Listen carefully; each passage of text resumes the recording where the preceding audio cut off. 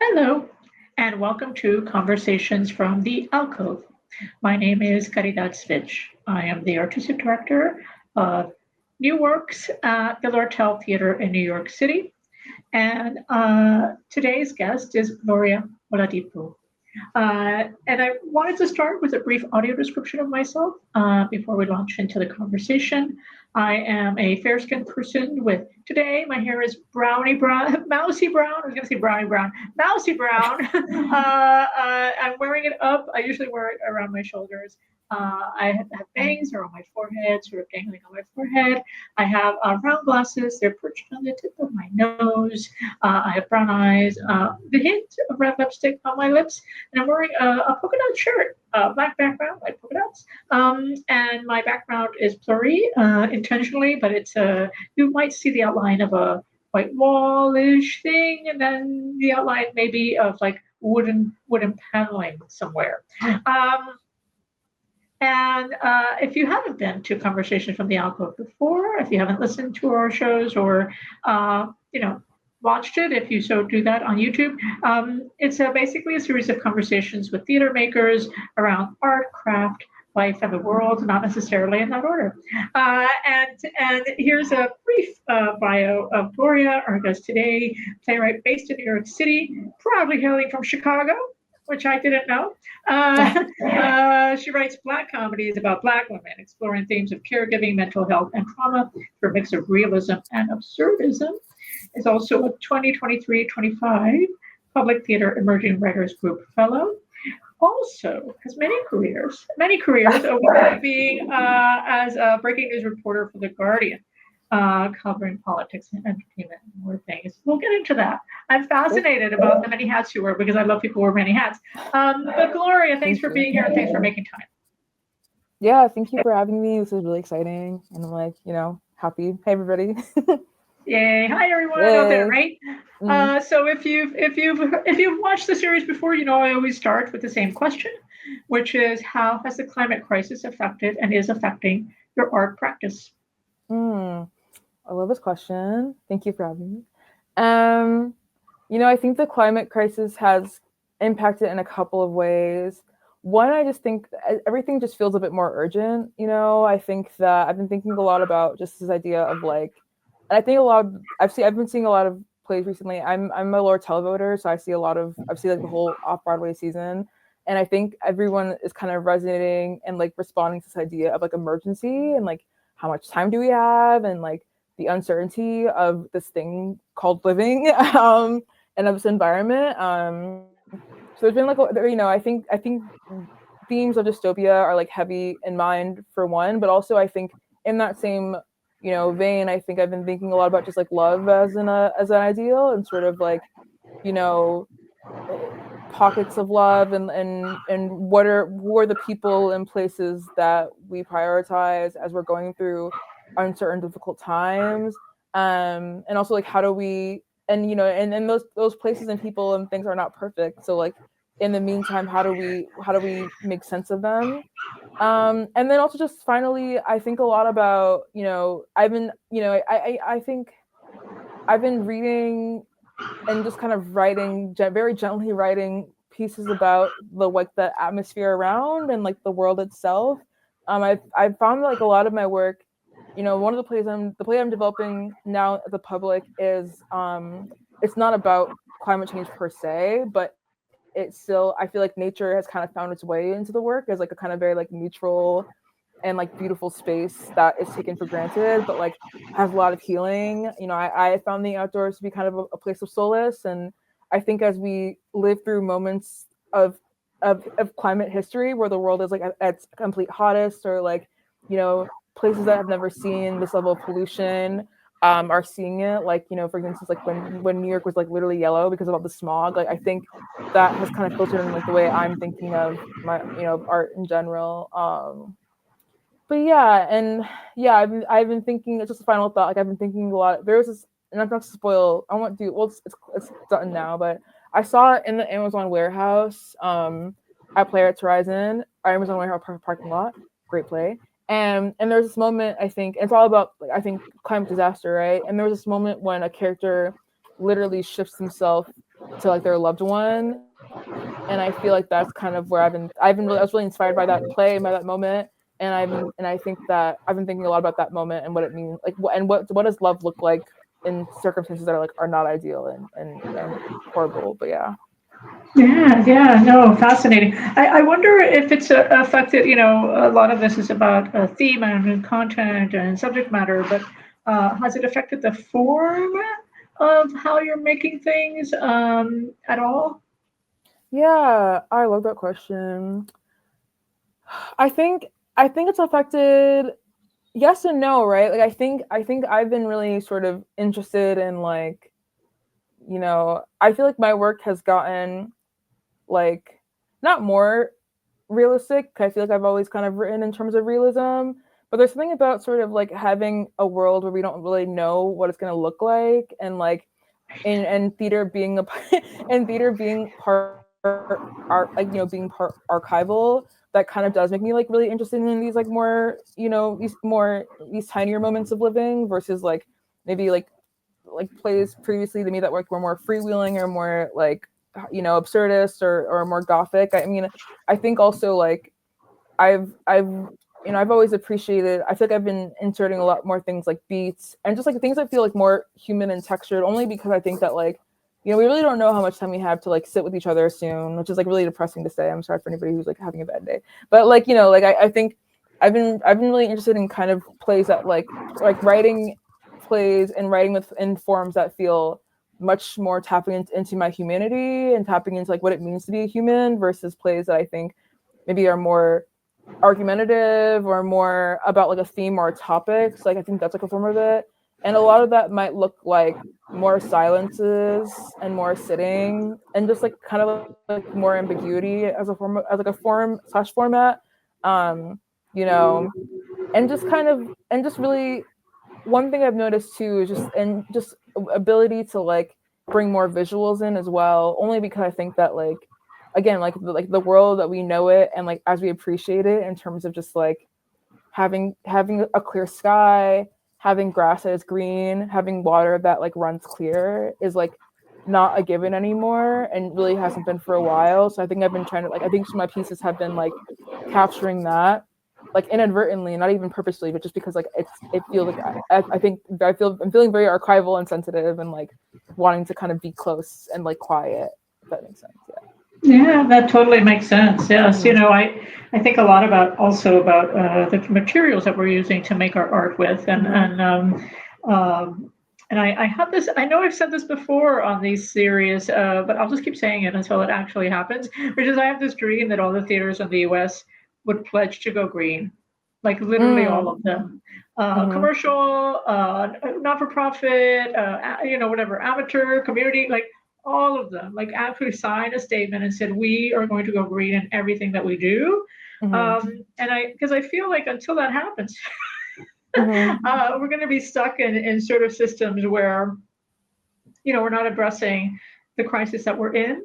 And always thinking of it weirdly as a future thing, it's actually we're living it, you know what I mean? So it feels a little bit to me like, well, if we, I mean, if you look at the science, it's already saying that we have about 10 years, of something that might resemble a kind of unstable stability before things go haywire. And so I think that to that end, I think, well, shouldn't we be ready? Like, shouldn't we be trying to be ready in a different way? And I know that's like small baby steps, whatever, but I feel like the small baby steps should have happened like, 40 years ago, right? At the very least, but since we're in it, I kind of hunger for this, bold stance to be taken by our theater industry. We're one industry of many, right? So I think that under a late stage capitalism, I think that, but we still have some agency. It's not like we're helpless, right? So anyway, my little dream for the future, but I also want that future to be right now. Totally. And just if I could say to that point too, like I think that part of what excites me about that and what I have been seeing, and this is like for a while now, I think people have been gearing up for this reality, but kind of the decentralization of theater, like really letting theater be a thing that is like passed down, that like takes place outside a building, like, and that can look like anything like from like a mobile, like, you know, public theater has like a mobile unit that is like very much like we're actually taking it like place to place, or even just kind of like, you know, performances take place in like prisons, or like giving the tools to like other educators, like teachers and stuff, like supplemental theater in Chicago, where I kind of like really met theater for the first time in a lot of ways, has a very robust education program. And I think that is like a form of like planting a seed that kind of defies resources and defies having to have like a building that takes up like a lot of energy and things like that. So I've been thinking about that too as a form of like radical, how we can keep this thing going even if our world is not doing so hot. Yeah, totally. I have that. Did you see the movie White Noise? The Noah Baumbach did the Don DeLillo. No, I haven't. Yeah. It's kind of a fascinating film. I'm not going to be a film critic right now on this series, but I will say that, you know, whatever you might think of it in terms of its success as an adaptation, I always think about this one moment in it where it's early in the film, and they're you know, the toxic airborne incident has occurred, and the family, if you know the novel, you know that's what happens in it. That's the inciting incident, and so the family that leaves has to leave their home, evacuate, and they're settling in a kind of like tense situation with other people, and then there's just one moment, and it's just kind of very fleeting. He doesn't linger on the director, but he's passing. He does a camera sort of swooping through, like, you know, everybody who's in this, you know, big shelter basically area, and then in one corner, there are people doing a puppet show. And the puppet show people are kind of narrating what's happening in the world. And I was like, yes, like, yes, that is what we do, right? Like, you know, even in like dire straits, like we need the puppet show, we need the whatever it is, right? That kind of sort of starts to articulate, and he has like a small group of, you know, people sort of watching the puppet show intently, you know, and I just love that moment so much. And I think about that. That's something that we can hold on to, you know, as artists in terms of as things break down, that we can obviously help people not feel so alone, right? I wanted to think about, because you wear many hats as an artist, which I love, and but what got you into playwriting and criticism and your arts journalism and yeah, I want to know all the things. I want to know how it happened. Yeah. Oh man. I mean, like, I feel like just curiosity, I think. I mean, I think playwriting to me, like, I feel like it all kind of started. I mean, I met my first play on a school field trip, right? And that was like, I think I was like maybe like third or fourth grade, and that wasn't the moment I was like, I should be a playwright by any means, but I was just like interested in it. And like, you know, Chicago is it's my favorite city in the world, and one of the best parts of it is it has a very robust like young art program across all disciplines, right? Like it has an amazing youth poetry scene, you know, and I think one of the really special things about Chicago is that like there's a bunch of like young adult theater programs. Like Victory Gardens had one, the Goodman has one, Supplemental Theater has one, and that's really just kind of where like, and it's different as in it's not like a youth acting ensemble. It's really like young people are like, we are like involved in like the creation of theater. We are seeing across the season. Like there are plays, like I saw Passover as like a high school sophomore maybe, because I was like for free, like for $5 something, like, and a really, you know, affordable amount. And I think from there, like, you know, you really get to kind of see theater more intimately and see the importance of it and like what it can do. And that's kind of where like the reference was built in. I mean, I think in terms of playwriting, like, you know, like I came to that through Supplemental and specifically through Curious Theater in Denver. They used to have this like exchange program where they would like choose young people to come like write up a 10-minute play with like professional actors, which was really cool.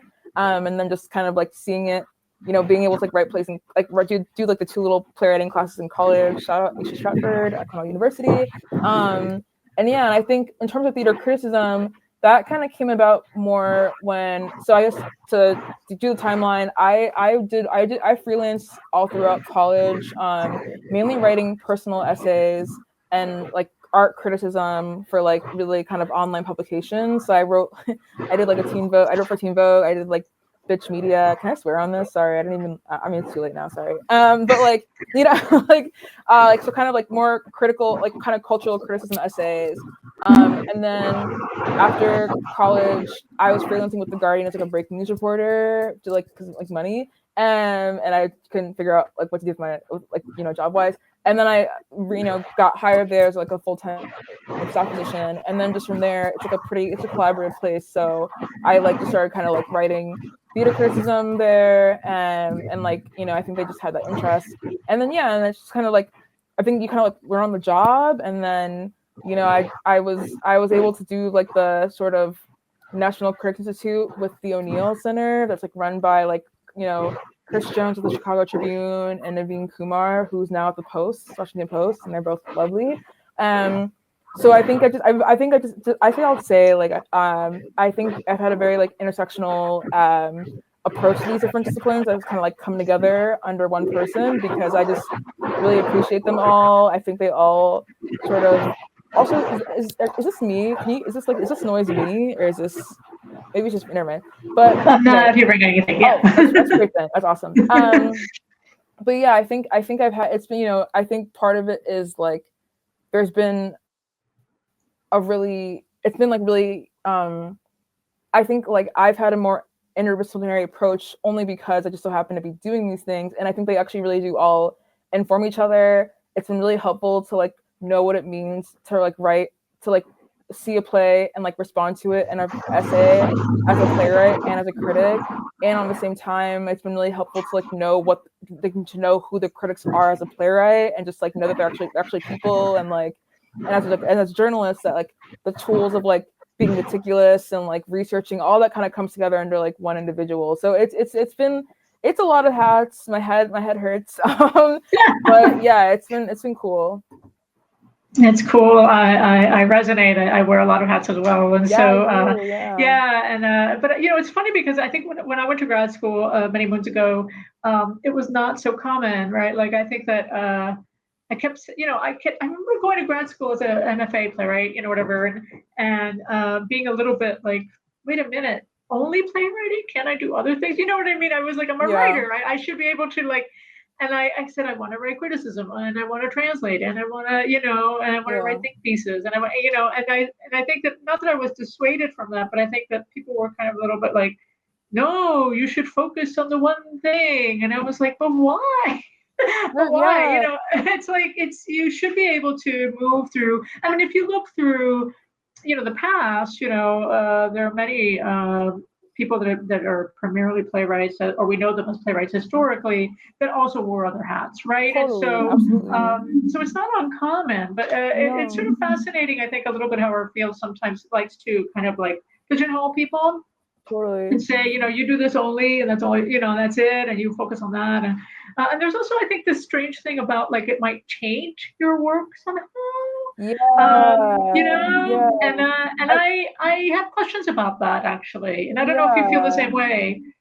Yeah, I mean, first of all, I would just say that like, what's really interesting to me is like I think there has been, and I think I don't want to blame anyone per se, but like I think that there has, I could, but I think that I think a lot of like legacy publications and theater criticism specifically have really taken this approach of like, objectivity and like having to have like one point of view to like not taint criticism, which is interesting because I think in other art criticism, like people like film critics are often filmmakers, and like dance critics are often dancers, and like they bring their knowledge of how art is made into their field. And I will say with theater criticism is I think that there are publications and people who are trying to change that, like Three Views. I don't know if you've heard of Three. I love Three Views. For those who don't know, it is like they're great. They're like an online platform where they invite 3 art makers, like theater makers, and that can be like just like straight up critics or directors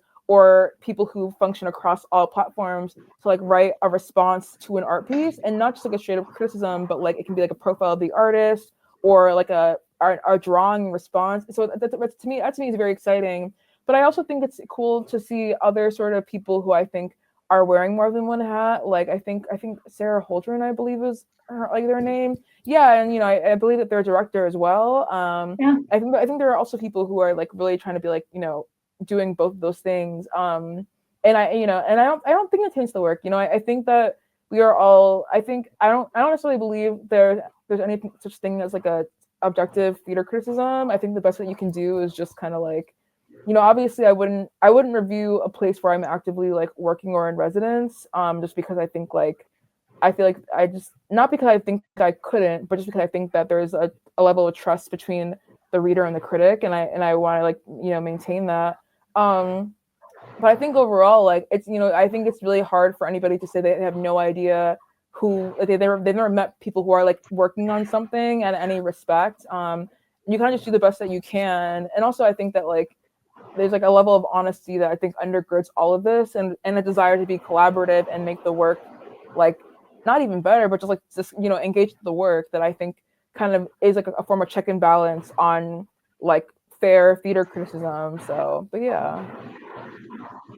Yeah, I wanted to. I don't want to stay in the world of criticism too long, No, but I yeah. do feel, I feel it's important to address because, well, many things. Funding, as we know, is non-existent, as it were, for people that even want to get into theater criticism. It feels like the path toward being a theater critic has diminished. Since I love what the O'Neill is doing, for example, but I feel like that's like a light.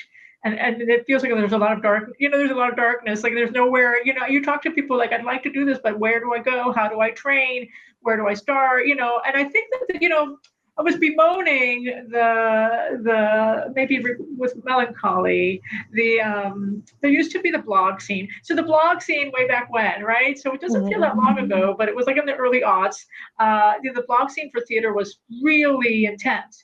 And people were writing incredible long form, like way long form pieces, and like it was really exciting. There was a whole book Megan Bond published around that work, and like and then it kind of died away. And there's been and so now I think it's Substack, right? Substack has sort of like become sort of that, but it's not really the same. And but I still think that there isn't really an infrastructure existent. There's a couple of programs that train critics, for example, like I said, graduate programs, et cetera. But I feel like it's part of the field. I was even, slight digression, but I was chatting with a critic online for a reputable, very well-known paper, and they were like, and they were talking about, listen, I don't have funding to do anything. You know what I mean? Like who I thought, their byline is on the thing and they're super important. They were like, no, dude, like there's no money, And so I was thinking about like something that I think is so important for a field. One of the reasons I love Three Views, for example, is that there is an ecosystem of an artwork and the thinking and writing about that work. That's important, actually, not just for documentation and for archiving and all those things, but also just about like, what are we thinking about? How is the work being made? Like, what are the movements or things we can point to that's like, hey, I think this group of artists is doing X, right? Like, what are we responding to? I think that there's a way where criticism can actually situate and position work. That sometimes looks disparate or feels disparate and actually finds uniting themes. But without a lot of support for criticism, then I think you have kind of like basically a void. It's sort of like, who's doing the writing? And I think about this differently than the visual art world, where there is like a plethora. It feels like people writing about a visual art piece, something opens, a gallery show or whatever, and you have like pieces everywhere, in different magazines, and everybody writing about it. And I just feel like that's the energy that I feel that theater needs. Because it can't just be, the theater board on like whatever, whatever, right? I think that there's something about like thoughtful, considered, with context. People writing with the context of what theater is and has been, and in performance history as well. That is crucial. So anyway, I wanted to throw that out there because how do we save theater criticism? Easy question, easy task. Yeah, I mean, I love everything you're saying. I think especially this idea of infrastructure, because I think something I hear a lot is that like, well, theater criticism is fine because people are on TikTok and people are like on Reddit doing this work. And I like, for one, I'm like, first of all, kudos to those who are doing that, right? Because I think it's a level of awareness that is really exciting. And honestly, like seeing anybody engage with theater like will always make me happy. but I think that there is like a level of like, you know, I mean, I level of like craft that I'm really interested in. I think there's like a level of like, and I think, you know, a critic who's a journalist is like a level of like ethic responsibility as well. It's very distinct from like someone who just gives their opinion. And you know, and also just like I, you know, and the critics that I really love and appreciate and respect, they also have a very like very long and wide swath of knowledge that they bring to a piece that gives it context and whatnot. I think it's tough though, right? Like, I think one thing that's interesting to see is that there's kind of like a lack of mentorship happening, at least publicly, when it comes to theater criticism, that I think kind of makes it harder for people to kind of close the middle. I feel like we have a lot of people. We have like a lot of like these like legacy publications where people have been writing for a really long time, and then you have kind of like a burgeoning, you know, people, younger people who are of marginalized background, who are like writing maybe like about like a more niche response to different pieces, and kind of this like middle is not being met anyway. And I think that there are like, you know, I love the O'Neill or even a 3 Views that kind of lets people experiment and like lets people just have like a safe incubator to do that kind of work.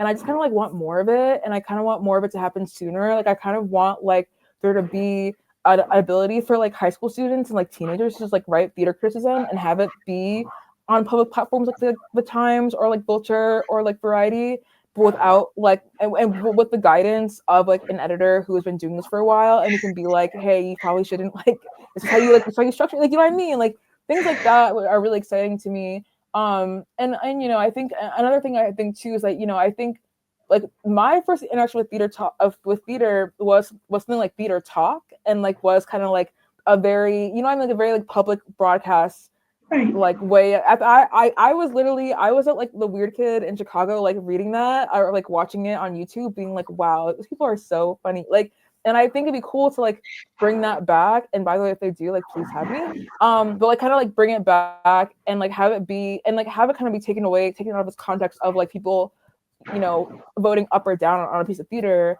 but have really be like a robust format, a conversational, almost like this basically, where people can kind of just like come in with their opinions and be invited and be legitimized in the same way, you know? Like, I think that overall there's a criticism desert happening like across different forms of, you know, art. Like I think music is in trouble like a lot of ways. You know, I think theater is another form of them. I mean, dance is like really unfortunately experiencing this as well.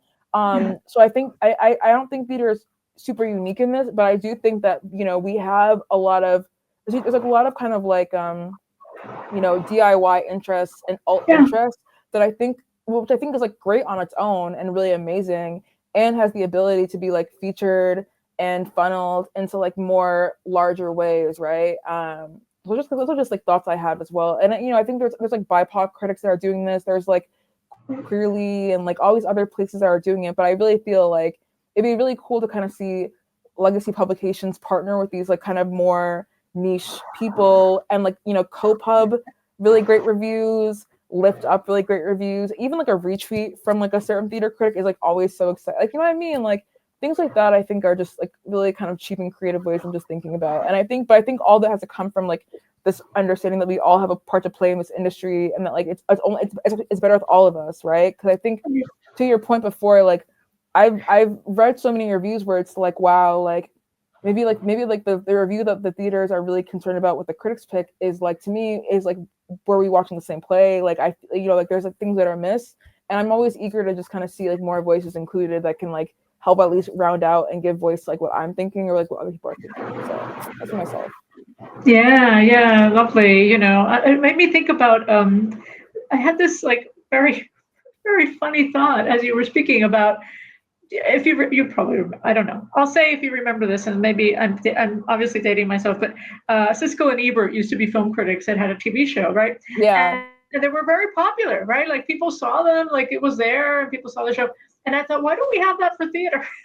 We should have a theater. Like, right? Like, wouldn't it be kind of cool to have like a, you know, it doesn't have to be like, you know, two white guys, but you know, but no, it's just you know, but like, yeah. but like the excitement, like what I loved about that show was that it was kind of poppy and sort of like fun, and like, here are 3 things we saw this week, and like, here's what we think of it, and like, you know, and it got people, I think it got people excited about film. in a very specific way, because some, they debate about the movie and like all this stuff, and and both of them were also print journalists, which I thought was really interesting. They were print journalists, but they were also doing this TV show, so they had their space for like the written criticism that they were doing, like literally writing it down. But then there was also this kind of like chat show thing that was happening, and so they had their I think their followers. Right, we saw them in both of those capacities, right? So if you want to read more Roger Ebert, you go to read Roger Ebert's film criticism, you go to read Gene Sixel. And I think that I wish that there was that for theater. I somehow feel like it doesn't have to be the exact same format, but I think that something that would like, would just be like this, oh, right, like what did they watch this week? Because one of the reasons I think that I think about this is that the theater world is so small in the sense that things that we think are like everybody knows what this is. And then I walk into a classroom and I'll say like Tony Kushner, and then my students are like, I don't know who that is, right? Oh. You know what I mean? Like, and then I'll have to go like, oh, he wrote the screenplay for Lincoln. And like, you know what I mean? And I have to do this whole other thing to sort of get them to look at Angels in America, right? So, right. And all his other work, right? So, and that's like one example of many, like I was mortified. Like I walked into a class not long ago. It was really I was so sad that day because I was like, I sort of mentioned August Wilson and then crickets in the room. And I was like, okay, like super famous playwright. My mind was like, I was like, surely everybody knows that reference, I move on. And it was like nothing, like radio silence. And then I was like, oh, wow, like even people that are like their stature, they've won like prizes and their work has been seen everywhere, whatever. There isn't that sort of name recognition. There isn't that kind of like name recognition thing. And I thought that made me so sad, right? And so I thought, how can we find ways for people, for that kind of for theater to matter? And I think that, we are in a country where theater really doesn't matter, really, not really. But that it's somehow integrated into the conversation somehow. And I think there are some artists that people do know, like Jeremy Harris, right? Like I was just thinking about him. Yeah. But what's funny about Jeremy, it's sort of interesting. I mean, there are many things, but one of my students this term said Jeremy was the only playwright they knew, but they didn't know. Jeremy was the only playwright they had heard of. Oh, interesting. Yeah. Okay. But they didn't know the plays. Right. They only knew Jeremy as a personality. And I was like, well, maybe you should read the work. You know what I mean? Read the work, right? But I'm just find it fascinating, and I'm just thinking about like, what are platforms that can we create that can actually create excitement and put a knowledge base, like a common knowledge base for people. I don't know. It's just a thought. I was just to throw it out there and see how you responded to it. So I mean, I definitely. Well, I'll just start by saying too that like, I'll just like start and say that like I think I never want to assume that people aren't already doing this because maybe I haven't seen it. Maybe it's already happening, and if it is happening, send it to me. I want to read it. I love like watching it on television. I love sort of like that platform. I'm a big fan of Pop Culture Happy Hour with NPR, and they kind of do that like roundtable, like pop, and it's usually like film and TV, but I think they have a kind of like a larger cultural landscape as well that is informed by that. And I'm kind of like, like let's bring it in for theater and like have people who are like fun, myself and others who are like, willing to just kind of like chat about this in like a kind of like less intense way. I think one thing to think about is the fact that like, plays aren't really taught in school, even in the same way that like movies are or like television are. And it's what I really appreciate about someone like Jeremy is that like, like that, and I know people, there's a lot of thoughts on like the play itself and even about like what it means to be a player on social media. But like I appreciate the idea of like having theater enter pop culture in like a distinct way and having people recognize that playwrights are like living people who like are in this industry, and I think are in this industry and like are and are around you and are like making work and like and I think like, and I also think so, and I think what would be cool is to kind of like find out ways to like have New York not be the focus. I think what the issue is, I think sometimes people like theater can feel like a very like, oh, it exists like in one or two cities. but it really is everywhere. Like, you know, a lot of these like more regional theaters have really robust and like exciting audiences, and I'm always kind of like, you know, I think it'd be great to like have something that kind of captures that landscape, which is like, you know, theoretically the work of like a theater writer at these like legacy publications. But yeah, so I think there are a lot of ways, and I think people are like, I think things like Three Views and other sort of like platforms are trying to figure out how do we capture a more like a lens that like that like kind of makes theater a more inviting space, versus like something that's like more academic or like, you know, less accessible. But yeah. Yeah, totally. It makes me think about how amazing criticism can impact the art making itself. Oh my God, Um, yeah. right? Like Mhm. there's two. I'll mention two references. One, personally, I remember like as a kid, I didn't know anything about theater, and when I suddenly became interested in writing plays, I was like, I don't know, what do I do? And then I was like started reading dance criticism. Mm.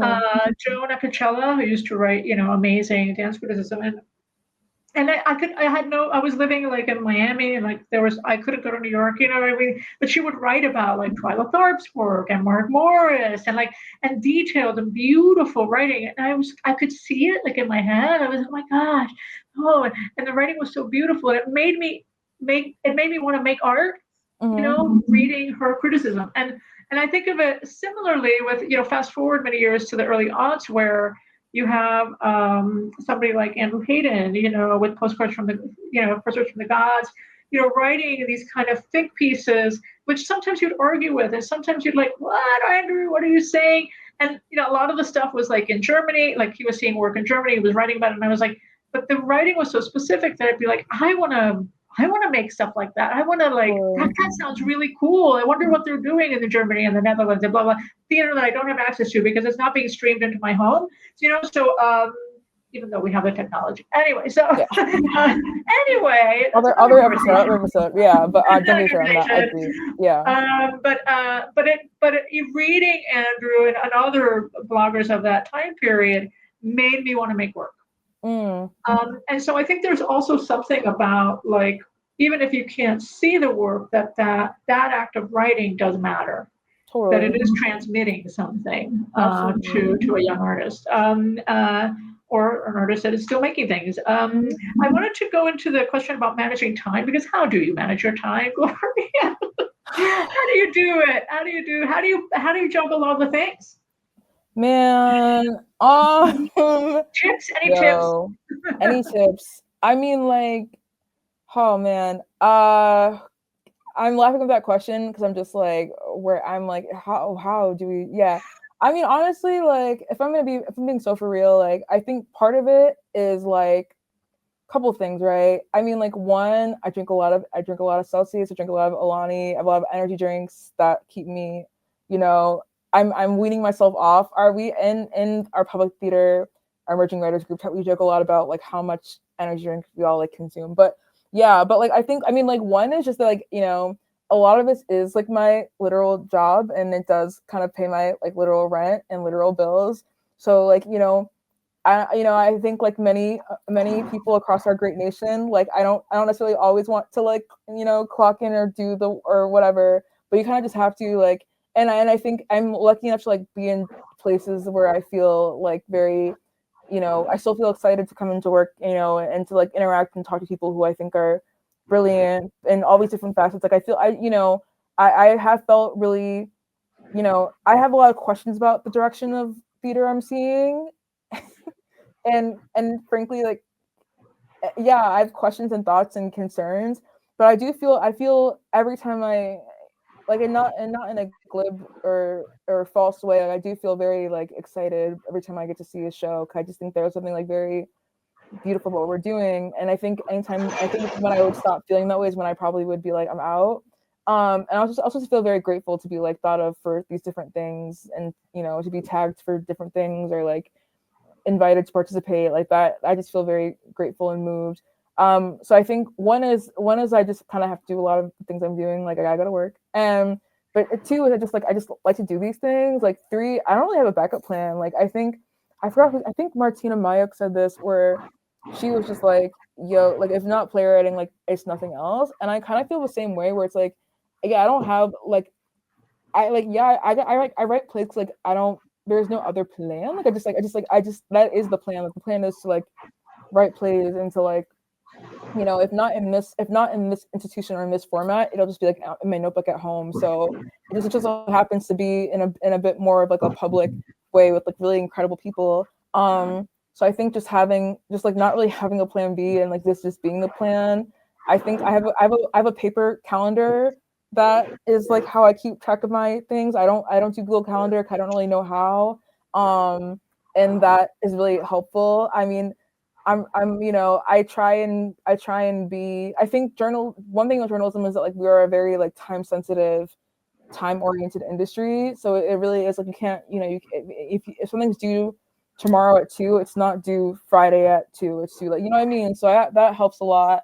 And just like, you know, you know, I have a lot of like, most of my friends and people are not in these various industries. Like they have jobs and things that I think are extremely important, like you know, extremely important. And like one of my dear friends is like they're like an accountant, and like their life, like our lives are very different, but like I just feel like I'm like, yo, like I'm like, teach me your ways. But they're just like they're living a life that I feel like is like really like for real in a way. And I feel like being around people who like live very like for real important lives, like people who are like, you know, bus drivers, people who like are of service in the community. I'm kind of just like, yo, like, you know what I mean? Like they're doing like, you know what I mean? I don't know if I'm saying this right, but like they're just people who are doing like really for real things. Like people who are like a teacher, people who like work in medicine, people who like drive buses. Like that is very like for real work. And I just feel like yeah, it can be a lot sometimes, but I'm like, who am I to like really say anything when I get to like, and I think playwriting and making art is very important. And you know, one of my biggest pet peeves, tangent, but like my biggest pet peeve is just like kind of like this kind of like I've been hearing from a lot of artists like how much art doesn't matter post election, and like that will always drive me crazy. But my point being that I'm around a lot of people who like live very distinct and for real lives, and I feel like being in those circles where like we're able just to kind of like, you know, talking to people who are not just like in a theater all day is like always just like helpful to like know why and what one is doing. And I just, you know, I got a rabbit and stuff, and I got to feed her, and that is a schedule itself, like things like that. I don't know if that was even an answer, but yeah.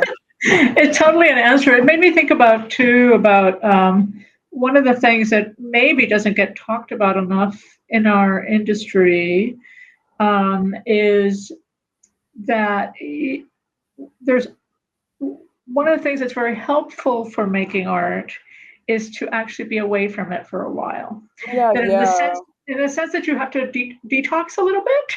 Mhm. You know, and I mean that in a positive way. That in a sense that sometimes you're so immersed that you actually can't see what you're making or how you want to make something, because you're kind of like, you know, every day I'm seeing a show and every day I'm doing this and blah blah blah, and every day I'm thinking theater. But actually, sometimes it's stepping away from all of that it gives you Yeah. the clarity to make things. And so, but I think that our industry doesn't have a lot of and maybe it's a generalization, but it's something I just see and feel, is that I feel like I don't see a lot of spaces that actually uphold that, in a Mm-hmm. sense, because you apply for a residency or grant. It's like, what are you going to make? And I'm like, Right. actually, I don't want to make anything. I just want to be away for a while. Literally. You know, and I think that people look at you like, what do you mean you just want to be away for a while? It's like, yeah, like I want to be away for a No. while. That is a residency. And then after that, I'll write a thing, right? Like, and, Yeah. but that structure doesn't seem viable somehow, or doesn't exist, or I don't know. Maybe it does exist, and I just don't know where it is. But I so mean, I guess it gets, my question is around like, how do you give yourself time away in order to re-energize your work? yeah. I mean, also, it's okay if I plug my computer in. Is that like inappropriate to do? I'm at like 4%. I'm so sorry. This is just me being like transparent about my 1 second, my tech needs. Yeah.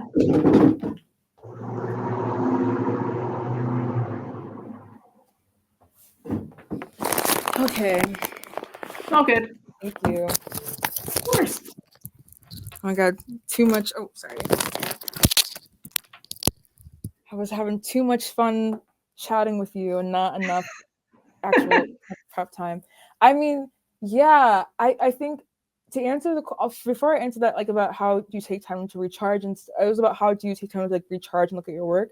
I mean, one, I just wanted to say, like, I think like bring back day jobs. I just feel like I think for me, like, and this is probably the better answer to the time management question. I think that, like, I feel like the people who I've really connected with most in theater and people whose work I really honestly really loved are people who just have had to like people who just like work a job, right? That, like, and not to say like making art is not a job, because it frequently is laborious. It is labor still, right? The people who have to like who work a job that is like not like that is not about writing. That is like, I have to clock into work, I have to report to a manager, I have to like bring a lunch in, I have to commute somewhere. I have like, I have to answer emails. I think that like that gives a lot of perspective just in terms of like, that like what we do is distinct, and you know what I mean? Things like that. But taking time to recharge, I mean, like, I think being away from it, I see some like I think even being away, like when I am in my journalism, my journalism hat on, as I frequently do, every day. But yeah, like I think I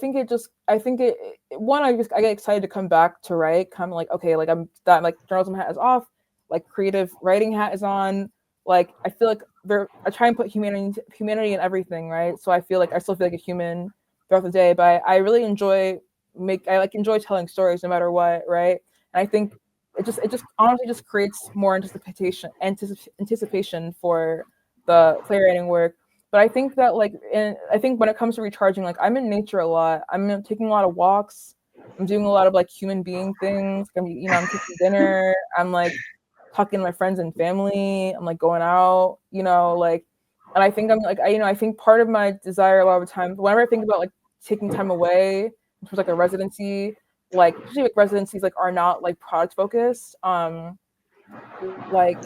Yeah, I think that has a lot more to do with just like rest and like being a human being and like thinking and reading and feeling versus like and like having to do those things more than anything else, because I think that like a lot of the times I just feel more interested in like not having time that feels so like product based more than anything. I think that's kind of, I think to your point, like a big issue I'm seeing a lot of times with these different like programs or residencies is this like idea of like a lot of products and like having to produce things. And there's this really amazing, oh my god, I was just with them, help me.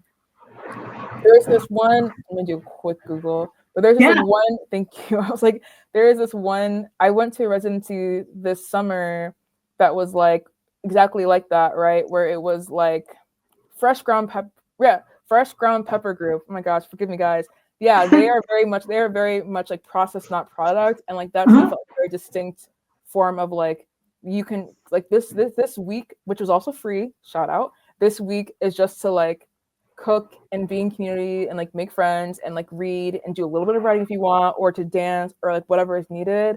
And like really emphasizing the way to recharge in that way, more than anything, right? So that's kind of how I view recharging, and just like sleeping and stuff. I think, and just also like one thing I've always been craving is I really want us to bring back things like development. I want us to bring back writers who take like years to write a script. Like I really am against this, like I'm not against it really, but like I have questions, at least for me personally, like it's really hard to like churn out, like I feel like there's a lot of like people who have like 20 plays and like they're, you know what I mean? And I love when I like you read like a really great play in the players. I've just like been 20 years of like writing. Like I love a slow burn.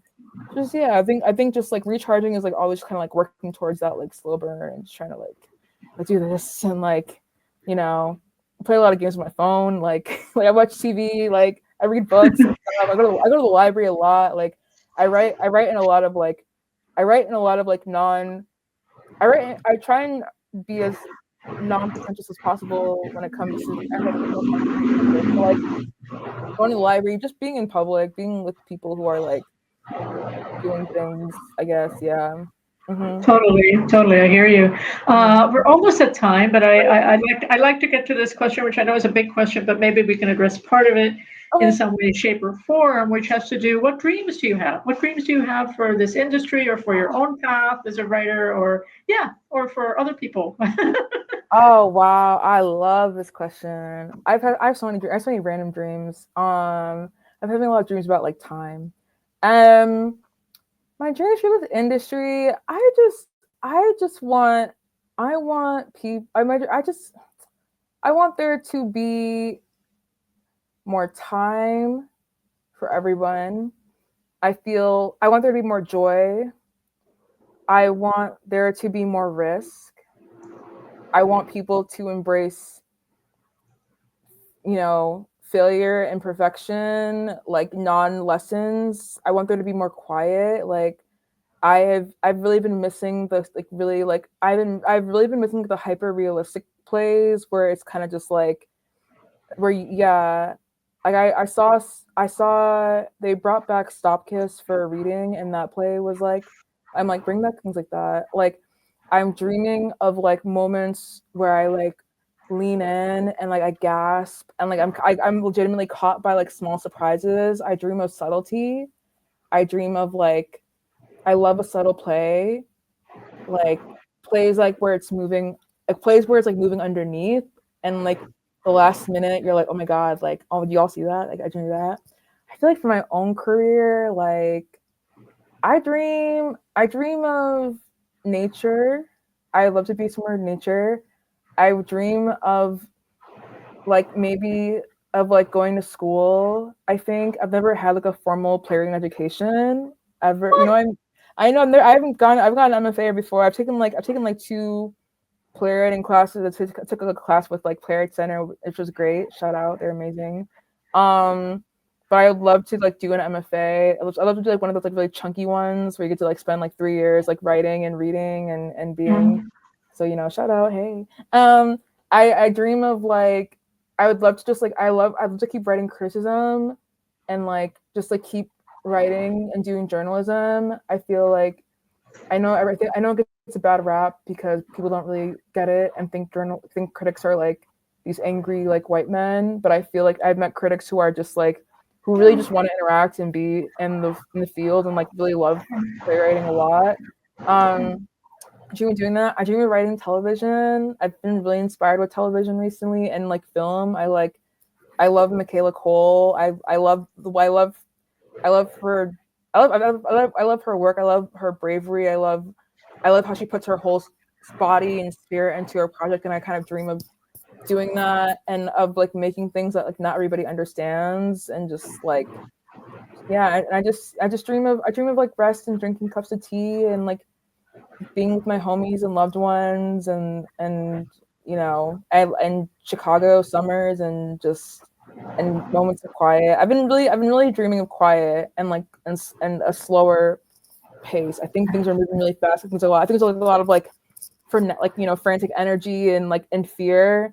And I feel like the times that I feel most impacted, like as an artist, as a journalist, as a person, as a Gloria, are like when we are like able to just like be quiet and like sit, and like those early mornings where you just like have a cup of tea and like the sun is rising and like things like that. I just dream of a lot. I dream of like time.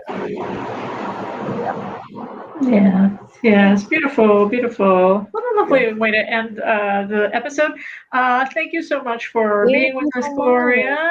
For those of you that are watching or listening, however you're experiencing this series, that I usually say goodbye, but then after I hit recording ending, I say online with our guest to say so long. But for now, so long to you out there, whoever you are.